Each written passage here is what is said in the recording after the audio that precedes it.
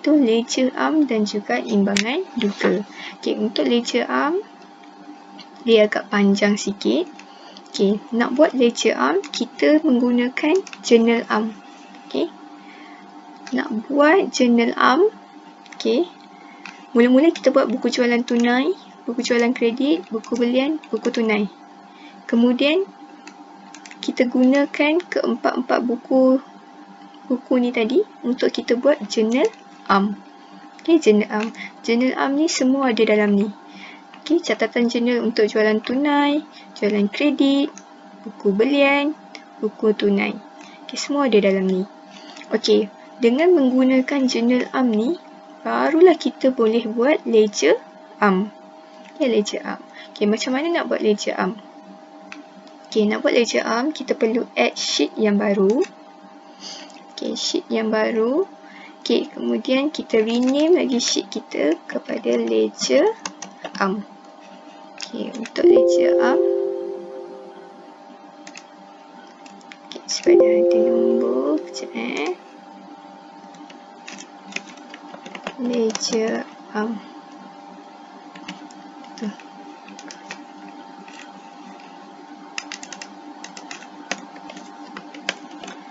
Okey, ledger am. So, macam biasa, kita letakkan tajuk dia ledger am. Okey, untuk ledger am, macam mana kita nak buat ledger am? Okey, ledger am ni kita buat dia berpandukan journal am yang kita buat tadi. Okey, format untuk ledger am, make sure ledger am ni kita ada nama account. Okey, nama account. Dan juga, okey, atas ni kita akan letak nama account.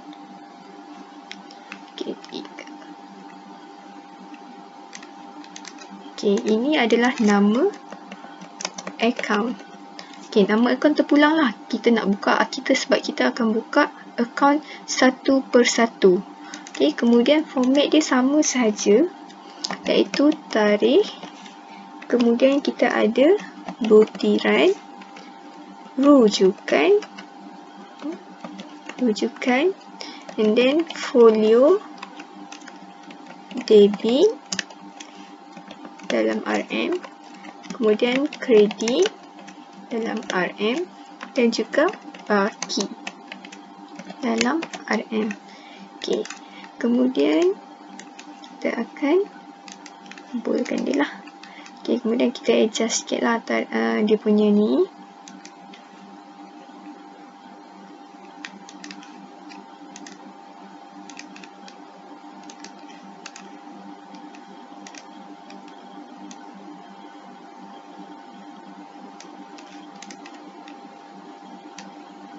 Adjust dulu.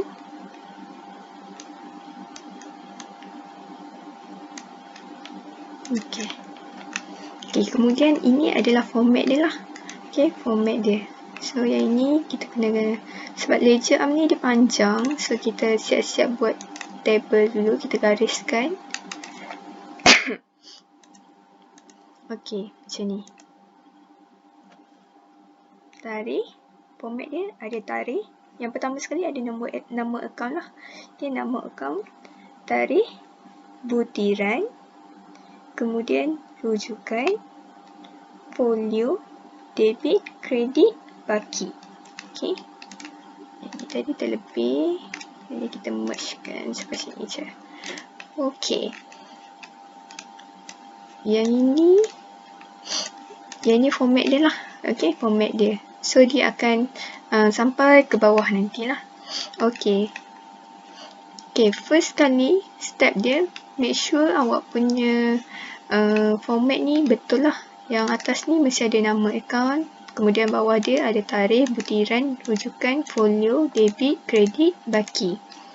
Okey, dengan menggunakan journal am yang kita dah buat ni tadi, so kita hanya pindahkan ke dalam ledger am satu per satu. Ya, satu per satu.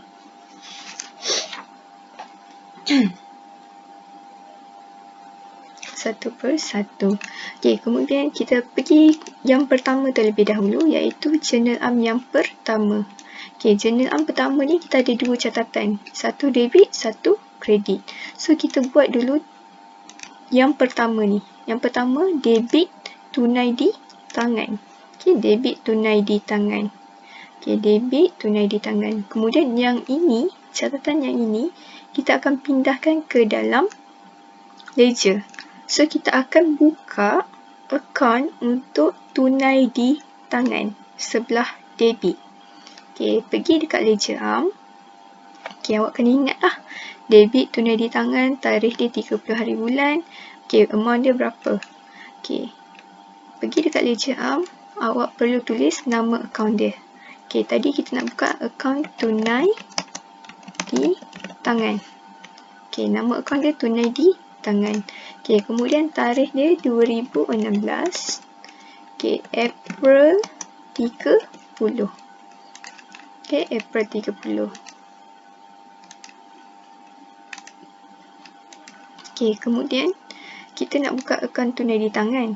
Kemudian butiran ni kita akan tulis akaun yang kontra kepada dia tadi.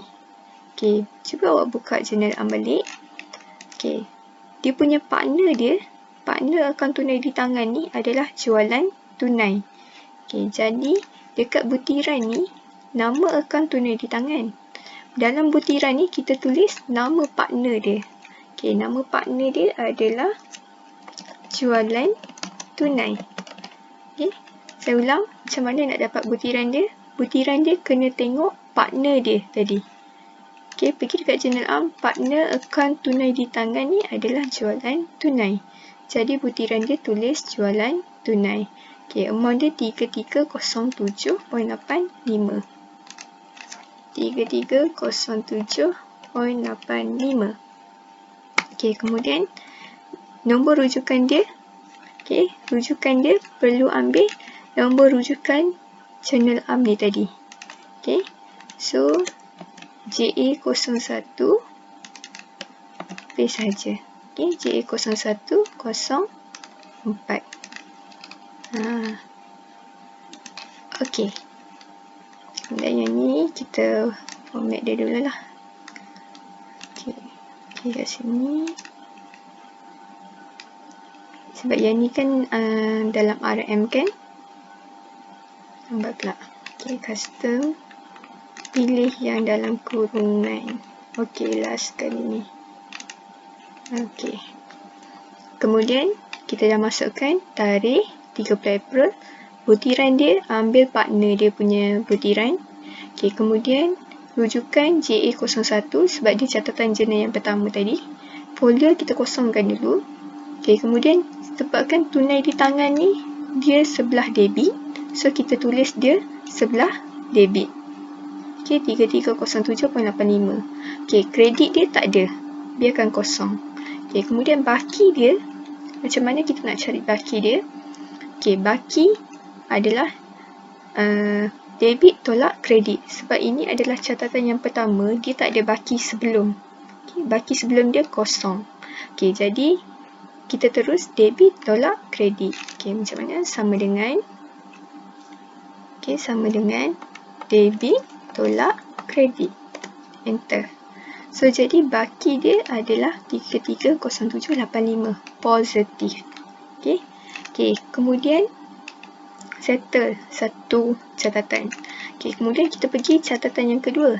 Okay, untuk yang ni kita dah buat. Okay, tunai di tangan kita dah buat. Okay, kemudian kita akan buka akaun jualan tunai pula. Okay, akaun jualan tunai, partner dia tunai di tangan. Okay, amount dia semua ni sama. Okay, lepas tu kita akan buka ledger arm, akaun tunai di tangan. Okay, bila kita guna Excel ni dia lebih mudah lah sebab kita boleh copy dan paste. Tapi kalau guna manual, awak kena tulis semula format dia satu per satu. Okay, ni tadi kita copy balik format dia. Okay, kemudian kita paste dekat bawah. Okay, kita copy, kemudian kita paste kat bawah. Kita hanya tukar nama akaun sahaja. Okay, sebab tadi kita dah buka akaun tunai di tangan dan sekarang ni kita nak buka akaun untuk jualan tunai. Okay, akaun jualan tunai. Okay, kemudian tarikh dia ada menggunakan tarikh yang sama iaitu April 30. Okey, butiran dia tadi, partner jualan tunai adalah tunai di tangan. Tunai di tangan. Okey, rujukan dia adalah rujukan yang sama. JA010416. Okey, kemudian kalau awak tengok jualan tunai ni, dekat ledger am ni, jualan tunai ni dia sebelah kredit. Okey, sebelah kredit. Jadi, bila dalam ledger am, kita akan record dia sebelah kredit. Okey, sebelah kredit tapi amount yang sama. Okey, kemudian cara yang sama nak kira baki sama dengan debit tolak kredit. Sebabkan dia tak ada baki sebelum, jadi kita terus debit tolak kredit. Okey, kalau perasan dekat sini, baki dia dalam bentuk kurungan. Ini menunjukkan baki dia adalah baki sebelah kredit. Okey, negatif sebelah kredit. Yang ini positif sebelah debit. Okey, kemudian selepas tu kita akan buka akaun satu persatu yang ada dalam jurnal. Okey. Sama juga macam ni. Yang kedua untuk JA02. Okey, debit penghutang, kredit jualan kredit. Kita buka dulu debit penghutang.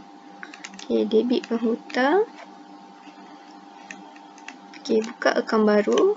Kita copy, kemudian kita paste format dia. Cuma tukarkan nama akaun sahaja. Kita nak buka akaun penghutang, so kita tulis nama akaun penghutang. Okey, kemudian 2016 April 30. Okey, kemudian nak buka akaun penghutang, partner dia siapa? Untuk akaun penghutang, partner dia adalah jualan kredit. Okey, so kita tulis jualan kredit. Okey, rujukan dia JA020416 sebab dia catatan yang kedua kan tadi. Okey, kemudian dia adalah sebelah debit, jadi kita masukkan amount dia tadi. Amount dia 76760.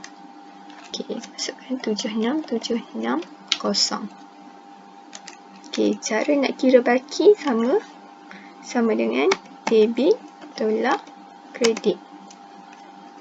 Okey, kemudian kita buka akaun yang seterusnya iaitu jualan kredit. Okey, jualan kredit dia sebelah kredit. Jadi kita akan record dia sebelah kredit. Okey. Benda ni berulang-ulang saja. Okey, kita copy. Kemudian kita paste. Okey. Sekarang ni kita nak buka akaun jualan kredit. Okey, kemudian tarikh yang sama, April 30. Butiran dia, partner jualan kredit ni siapa? Penghutang tadi yang dekat atas ni. Okey, so kita tulis penghutang. Okey, JA yang sama, JA020416. Kemudian jualan kredit ni, akaun dia tadi sebelah kredit. Okey, jadi kita tulis sebelah kredit. Amount yang sama 76760. Kemudian kira baki. Baki dia debit tolak kredit. Okey, debit tolak kredit. Okey, kemudian pergi balik dekat ledger journal am. Okey, kita dah settle JA02. Okey, JA01 kita dah buat, JA02 pun kita dah buat. Okey, yang kita dah buat kita colorkan lah. Oh, sorry. Okey, ni kita dah buat, ni pun kita dah buat. Okey, kemudian